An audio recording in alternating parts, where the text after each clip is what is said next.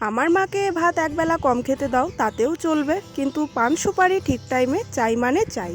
আমাদের 3-4টে মতো সুপারি গাছ আছে, আর গতকাল দেখলাম যে সেগুলো পাড়া হয়ে গেছে, মানে পেকে গেছে। আর এগুলো এখন দেখো কার্টুন ভর্তি করে রেখে দিয়েছে, যেগুলো এখন কেটে রোদ্রে শুকোতে দিবে। গতকাল আমাদের বাড়ির সবারই একটা কালী পুজোর নেমন্ত্রণ ছিল, কিন্তু কোনো একটা কারণবশত আমি আর যেতে পারিনি। তো সেখানে ভাই গিয়েছিল, আর ভাইকে দেখো প্রসাদও দিয়ে দিয়েছে। তারপর দুপুরবেলা ঘরে বসেই ছিলাম, তো বড় কাকা দেখি সবাইকে ডাকছে, আর বাইরে বেরিয়ে দেখি যে একটা মাছরাঙা পাখি ধরে নিয়ে এসছে। মানে নদী চড়াতে গিয়েছিল গরু দিতে, হয়তো সেখান থেকে গিয়ে দেখে যে পড়েছিল মাটিতে। মানে এটার ডানাগুলো না কে জানি কেটে ফেলেছে, এখন আর উঠতেও পারছে না। তো কাকা ধরে বাড়িতে নিয়ে এসেছিল। বর্তমানে ওকে তো একটা সেফ জায়গাতে রাখা হয়েছে, দেখা যাক পরবর্তীতে কি করা যায়।